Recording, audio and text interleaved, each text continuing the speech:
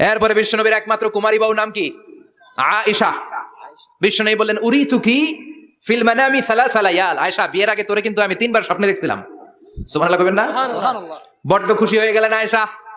এরপরে বললেন 3 বার স্বপ্ন দেখার পরে তোমার ব্যাপারে মনের মধ্যে কেমন কেমন যেন ভালো লাগে। তারপরে একটা ছোট্ট কাগজের মধ্যে, জান্নাতি কাগজ, রেশমি কাপড়ের মধ্যে তোমার চেহারাটা এনে জিব্রাইল বললেন দেখেন নবী কেমন লাগে। আমি কইলাম ভালো লাগে। কার মেয়ে? আপনার বন্ধু আবু বকরের মেয়ে। বিয়ে করবেন নাকি?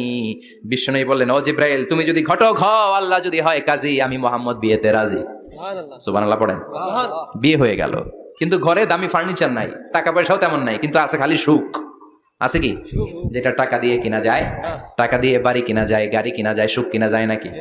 টাকা দিয়ে বিছানা কিনা যায়, বালিশ কিনা যায়, ঘুম কিনা যায় নাকি? কথা বলেন। এজন্য সুখ দেওয়ার মালিক কে? আল্লাহ। দোকানে সুখ পাওয়া যায়? নাকাইশ বাজারে তো সুখ বেছে না, বেচতে নিয়ে যেতাম গাড়িতে করে। সুখ বেছে? কথা কন। সুখ পাওয়া যায় না।